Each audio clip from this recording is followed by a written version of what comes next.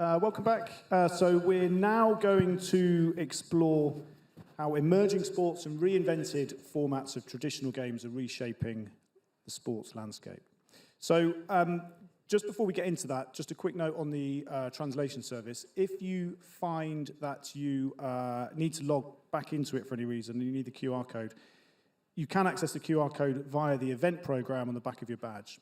So if you scan this, you'll find a link on that webpage that will take you back into the Kudo app. So, under starters orders, this panel will dive into how new and challenger sports capture live action and drive fan engagement across multiple platforms. And it will uncover how these innovative formats are redefining the viewing experience and setting new standards in sports entertainment. So with me on the stage are, just next to me, we have Victor Casanovas, SevenMila Sports Agency General Manager. Next to Victor is Jose Garnes. Jose is Head of Content at Hexagon Cup. And just on the end is Chris Carpenter, SailGP Executive Producer. So to get us started, just in case anyone isn't familiar with the competitions, the formats that each of you look after, I thought we'd just start by each of you giving a quick overview. And we'll start with you, if we can, Jose. Yes. But before you give us an overview, we've got a clip which is going to give a nice sense of what Hexagon is all about.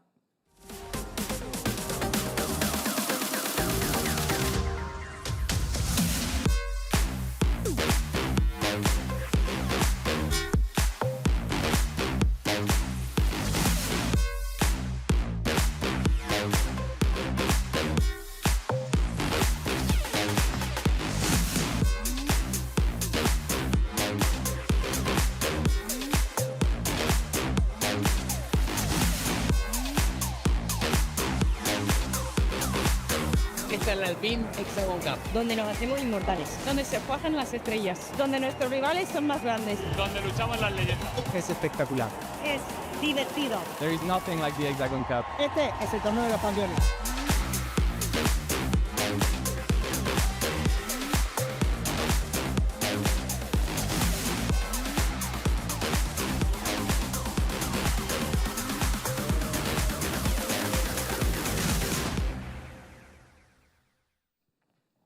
Great, so Jose, tell us. Hexagon Cup.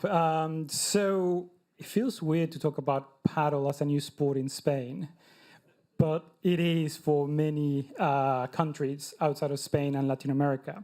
Hexagon Cup just had the second year of holding their event in Madrid, and it is the new way of launching a sport proposition that you do it alongside celebrities and recognized names to be able to bring some of those audiences into your sport.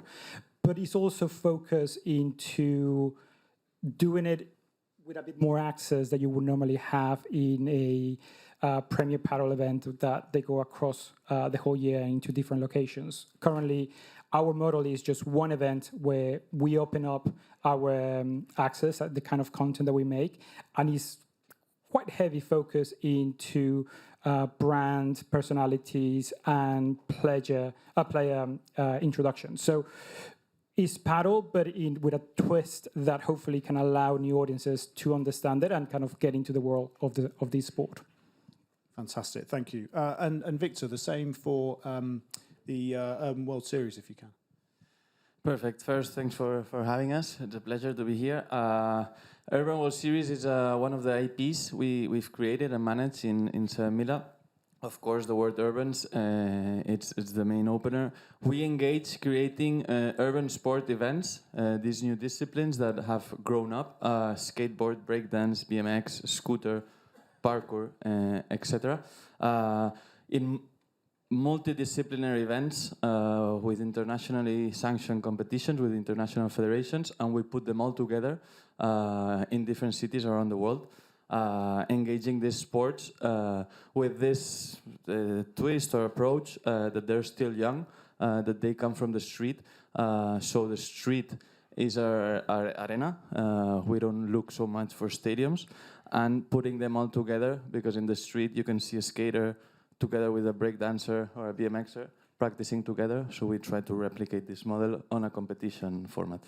Fantastic, thank you. And Chris, give us an overview of SailGP. So SailGP was formed in 2018, and it was born from off the back of the 2017 America's Cup. And those from Barcelona probably saw the America's Cup here last year, but the previous iteration was raced on 50-foot catamarans, and our founders Russell Coutts and Larry Ellison wanted a commercially sustainable future for the sport, and so they wanted to turn it into a repeatable event, not just once every 3-4 years like the America's Cup is. And so SailGP was born. And so the boats are all identical 50-foot foiling or flying catamarans. There are 12 international teams, and unlike the America's Cup, they all race together on the same start line. And we're 12 events held around the globe. And from a broadcast production point of view, we're fully remote production. We do everything from a studio in London, and we were always designed to be that way right from the off. So I think we're one of the first sports to really embrace remote production. And it's the fifth season for SailGP. So what kind of lessons would you say have been learned so far in terms of the types of content that are created and how you go about doing it as well? Yeah, we've learned a lot, actually. In season one, I think we spent a lot of time trying to explain what the sport was, explain to people what was happening, getting into the intricacies of the sport, which with sailing there's a lot to explain and to tell. And I think over time we've decided to basically leave that to this one side a little bit. People can go and find other more explainer content on our digital channels, but from a broadcast point of view, just focus on the racing. Just focus on the action, that's what people want to see. So that's one thing we've learned. The other thing is basically from the post-produced content over time, we've started to lean into more longer form storytelling. We've just launched a 3-part series called Uncharted, which delves into the life on and off the water of Jimmy Spittle, who was actually one of the drivers here on Luna Rossell. And that's just been launched on Paramount Plus. And actually those behind-the-scenes types, styles of content are really resonating with our audiences. And Jose, can you give us a bit of an idea of how you balance something that you touched on earlier about the kind of level of awareness of the sport, much higher in Spain versus perhaps other countries in Europe? How you balance that kind of difference in knowledge and awareness in the content that you guys are creating? So we quickly saw in our metrics that the grand majority of the audience was coming on our Spanish feeds. That meant that there was an audience that was already following paddle. And the audience that was new to the sport was in international feed, or the English audience. And we realized that for them, they probably had a knowledge of the sport, but they were not broad. So the way we approach our production was on the international feed, in this case, the English. We did a lot more of explaining about the sport and the pairings that they were on the court, more story-driven and why they're playing, a bit of their background.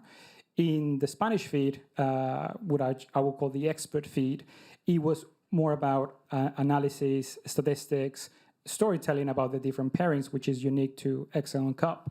But the conversation was all about performance. So because they didn't need to get educated about the sport, they needed to get educated about what was happening in that week. And that as an international league or a producer is quite interesting to really see how different you need to approach your output.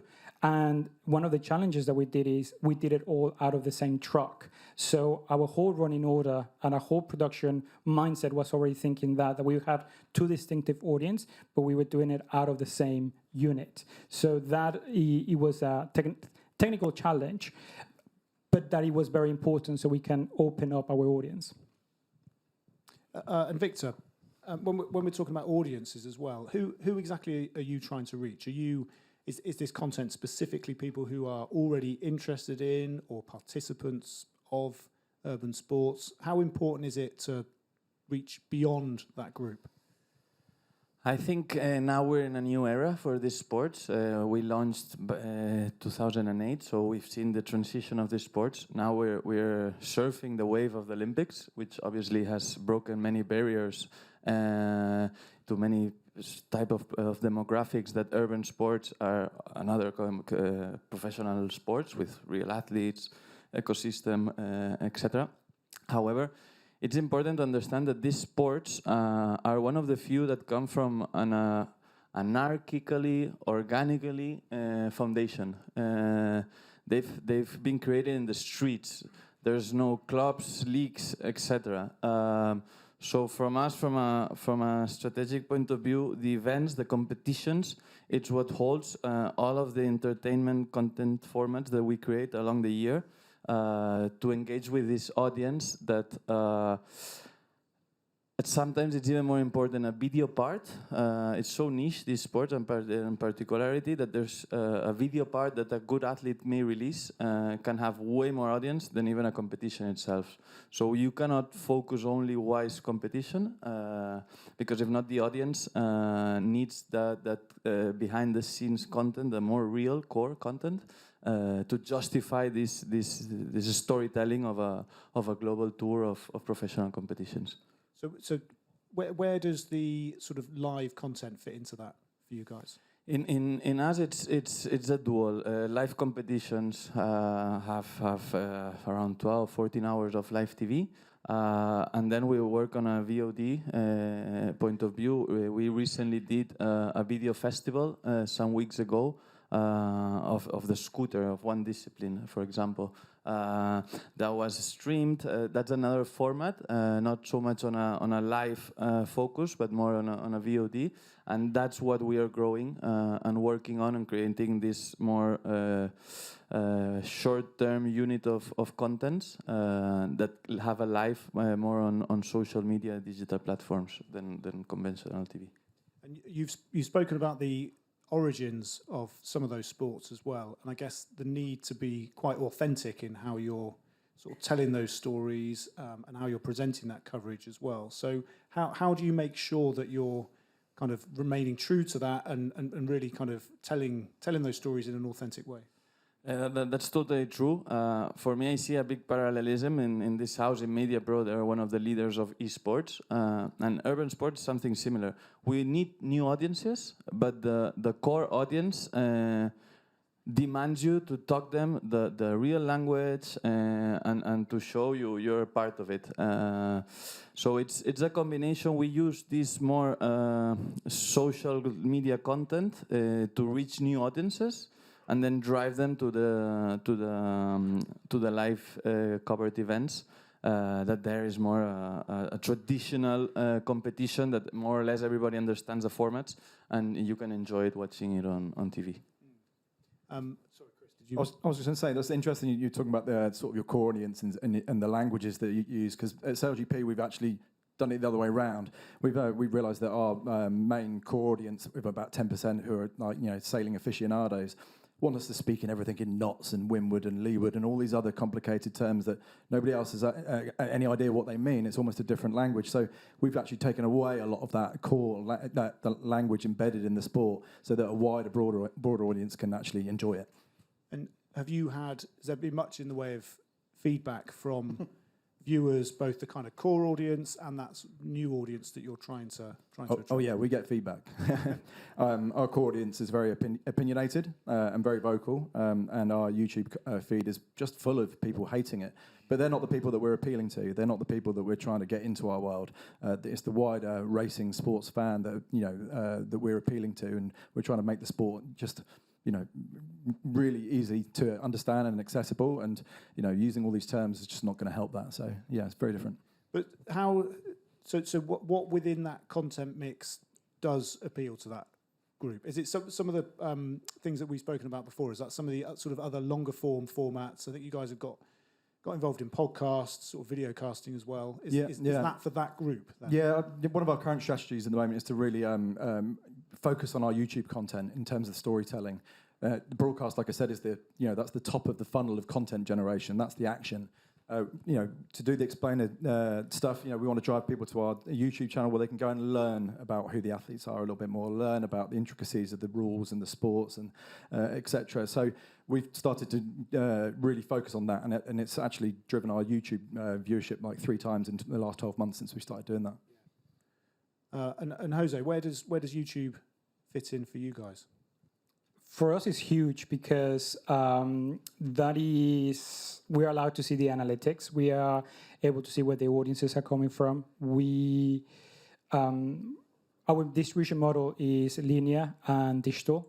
We retain a lot of the rights in YouTube. So that as a metric to know what is resonating, how long they're staying, are we broadcasting for too many hours? Do we need to do more in Spanish? Do we need to do more in English?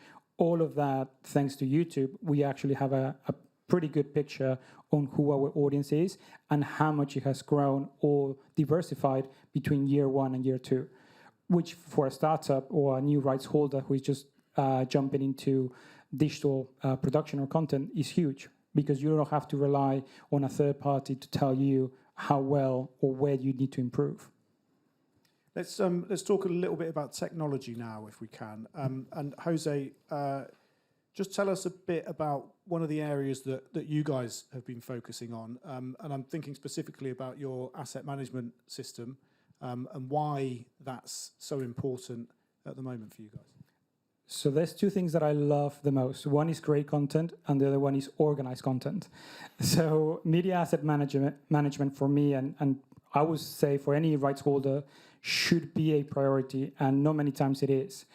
And the reason why when we started looking at Hexagon Cup, this became a priority was because we needed the support of our celebrities due to their fandom. But if we were going to get their support, we would need to share content to them very quickly and very efficiently. And of course, as a team, we're quite small, so we rely a lot on technology and organizing our media and make it a process that is very easy. So another of the advantages that we are in year 2 of our production, so it means that our media archive is quite limited as a new entity. So it's easier to organize it now. We have been using ScorePlay for the last 6 to 8 months, and that really has allowed us that our team is ingesting from the point of broadcast, but then the distribution is maybe 2 or 3 clicks away to access anything that they need.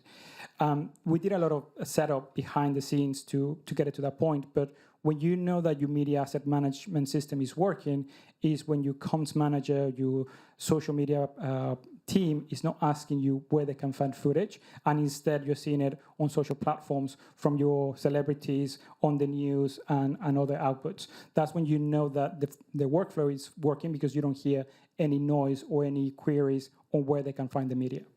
And whereabouts are you in that sort of process of implementation? I would say that we are, to my liking, we're 85%, 90% there. The next step for me is making our media what I like to call smart media, and that is being paired with metadata. So at the moment, we have all of our games stored and logged and tagged the right way, but there's no metadata attached to them to really have even more information that you can search by type of point, celebration, player who won it, and so on. So the next step for us is to add that rich data or that intelligent data, so then we can do more with less effort-wise. Fantastic, thank you. So still on that kind of broad topic of technology, if you like, Chris, something that you spoke about earlier was about the I suppose the complexities that are involved in sailing and understanding the sports. So I wondered if you could speak a little bit about some of the technological approaches that you guys have adopted in kind of helping with that. We've got a short-ish, not short. We've got a clip that we can show. If we can see that now, please. Let's go sailing. We are racing when it takes. We are SailGP.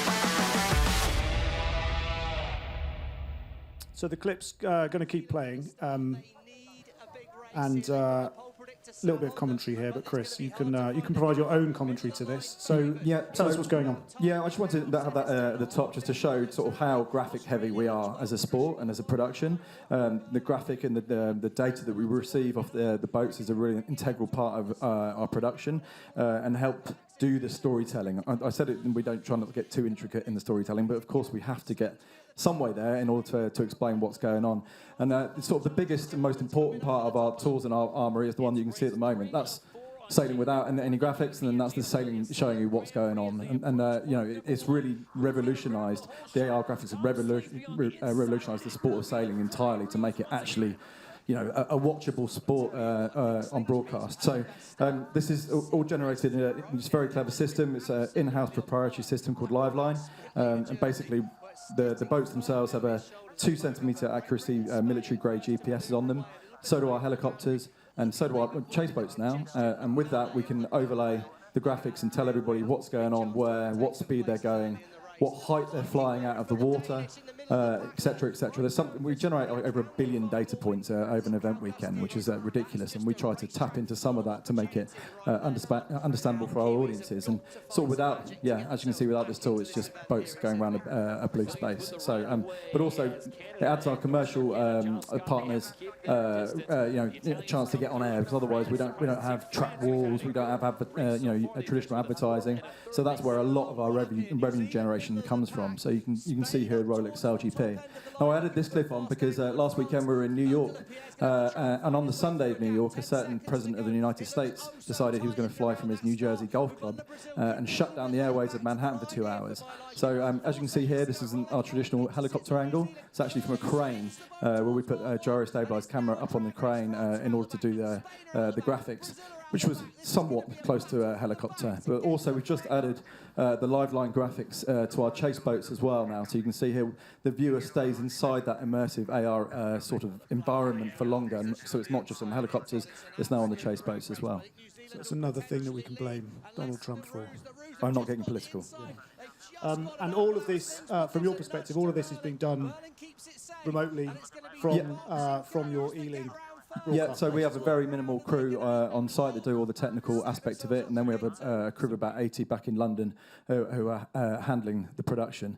Now, this is a new bit of technology that we're currently trialling. This is one of the race marks. This is actually the corners that the boats race round, and on there we've got a gyro-stabilized 6-axis camera that basically is being AI-driven, or we're teaching it to be AI-driven. So this is some angles from it in the first few tests where the AI was basically a little bit crazy. It was driving, not really holding a shot, just darting around the place. And obviously it knows the AI is using the data the same as the graphics. It knows where the boats are, and hopefully over time it starts to understand what's important editorially and what's important to our director. And just in a few months, just in a few events, we've already started to see with a few refinements that it's getting much better. So these will never sort of replace our helicopters or our chase boat drivers, but it gives us another 4 or 5 cameras out on the water to capture angles. We've got 12 boats doing 100 kilometers an hour. There's a lot going on. We're going to miss stuff, and this is going to help us do it. So these are the more smoother angles. So just remind us, how many of these on the course at the moment? Currently, we've got 4 out there. Okay, and do you see that growing? Is that going to grow throughout the course of the season, or maybe into next season? Yeah, possibly. We might add another couple, as they get better. But to be honest, we've got 2 helicopters, 3 chase boats. All the boats have got 2 onboards on. Actually, more than that, because we're starting to add 5G powered POV cameras. So we're up to like 50 odd sources. So there's a sort of a finite that we get to. Yeah, absolutely. Okay, thank you for that.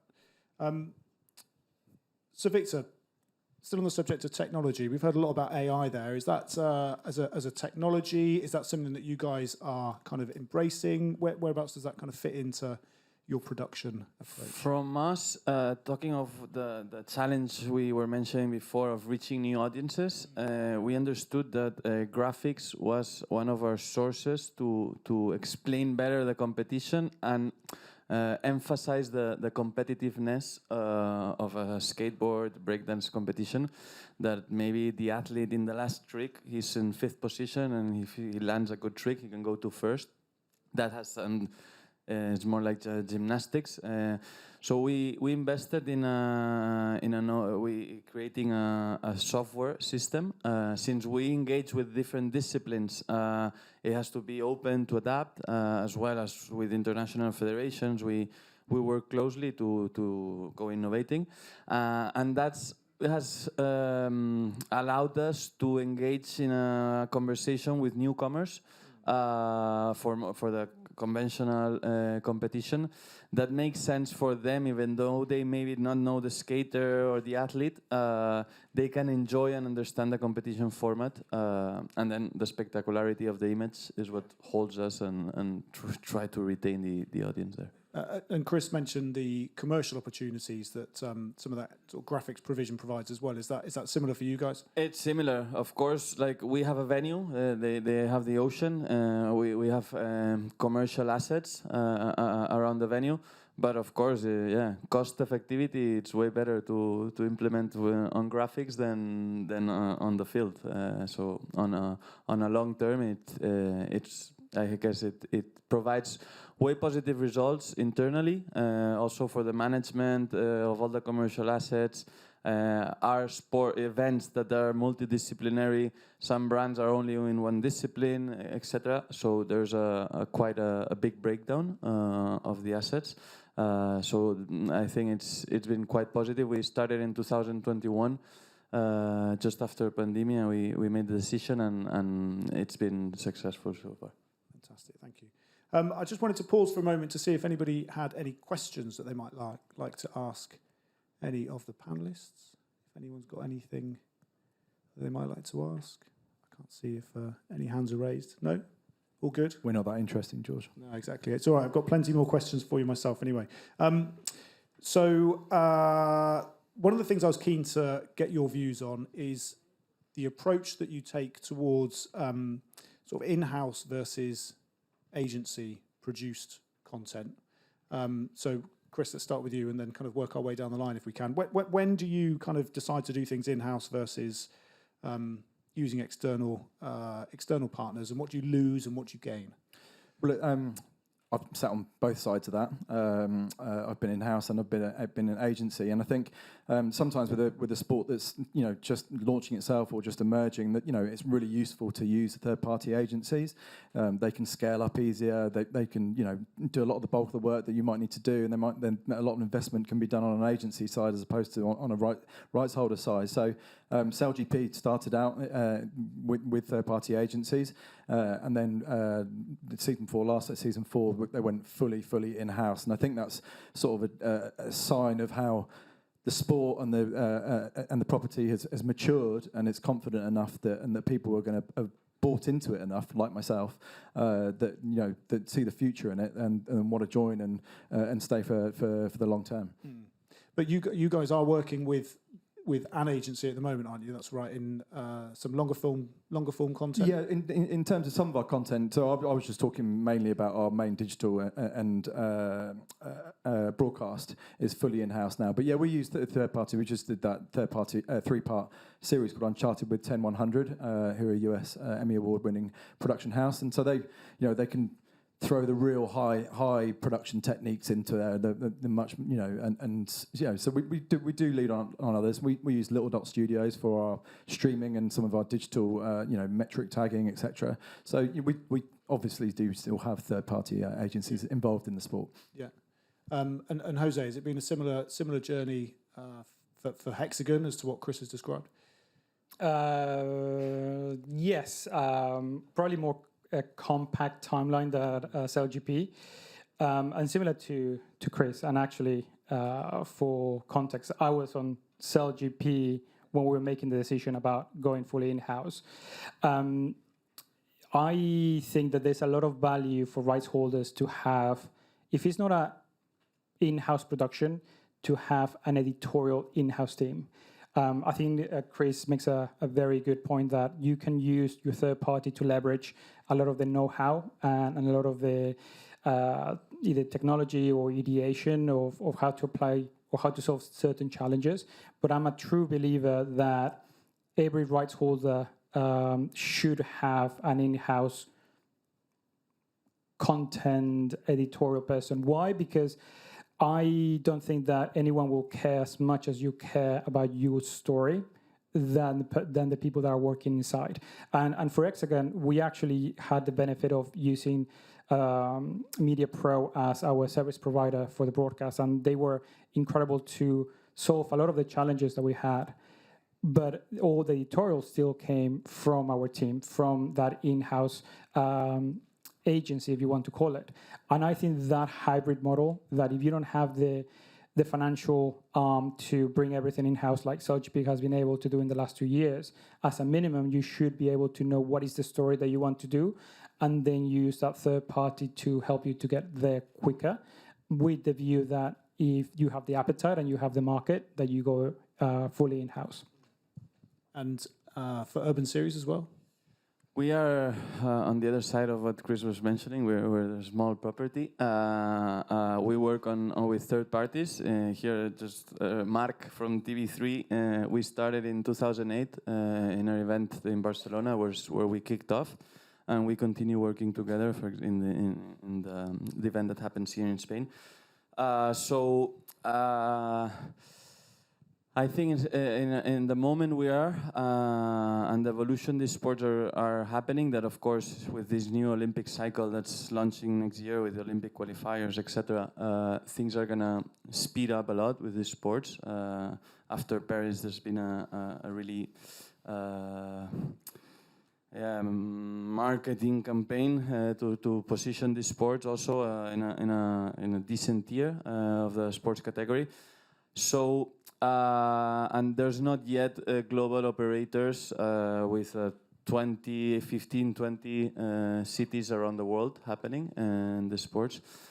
So I think in our next years, we'll continue working with third parties. Of course, fully agree. We've created that storytelling, the conceptual content line that fully has to be in-house, because you believe it more and you know it way more. Of course, there's many details that cannot be missed. But I really believe on the format that we created in-house of urban sports, of these alternative, non-official competitions that live on social media. That has a different layer of quality standards, maybe, of course. There's no need to be on the top. And that we're managing in-house, growing audiences edition by edition. So I think we're going to have two different lines of work on this point. Yeah, fantastic, thank you. So we've got a couple of minutes left. So one last question just to finish us off. I spoke earlier on about the kind of complexities involved, not just on the production side of things, but also on the viewers' side of things. So when it comes to consuming content, how do you go about creating a kind of coherent journey across the live output that you've spoken about, all of those digital channels, the social platforms, athlete-generated content as well? How do you make sure that all of that marries up and doesn't leave the viewer kind of overwhelmed? Chris, we'll start with you. For us, SailGP generates 1 billion stories. There's so much that we could delve into. So I think it's about sort of slimming down what your editorial storytelling is, so you don't bamboozle your audience. So we might touch on a subject in the broadcast, but then it's explored further on YouTube, it's explored further on TikTok, etc. So it's about telling the same story in different ways on different platforms, rather than telling 2 million stories that completely confuses the audience, I think, for us. Thank you. For Hexagon, it's tricky because it's only one event currently per year. So we have a huge volume of content coming in 2-3 weeks before the event and maybe 2 weeks after. And then you have a long period to promote the next event. So we focus on the live to offer as much of live moments and really let the sport talk by itself. And then use social platforms to find that outside demographic that doesn't know the sport yet, do with the celebrities. So again, going back to the media management system, being able to have that organized, so in that dull period that we don't have events, being able to still generate content that was captured 6 months ago. On our side, we have around 500 professional athletes we engage around the year, from Olympic medalists to new grassroots promising stars. One of the good things of our sport is that there's yet very little influencers.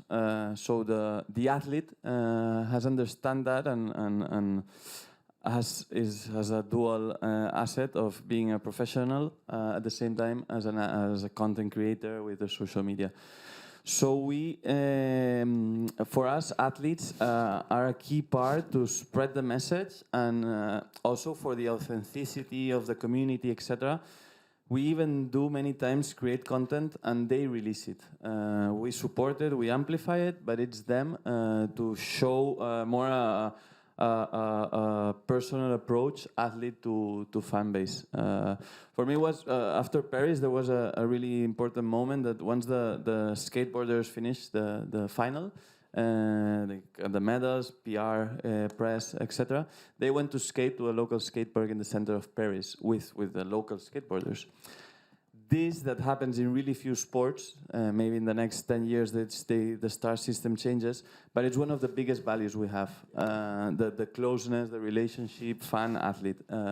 So that's why, we're on all social media. We the same approach as Chris, same story, explained in different ways, because if not, you can. But using athletes as our big asset. Gives you something very unique to work with, yeah. Great. Okay, well, listen, I'm afraid we've run out of time, so please join me in thanking the panel. Thank you to Victor, to Jose, and to Chris. Thank you. And now it's time for a case study from High Vision. So I'd like to welcome to the stage, please, David from High Vision.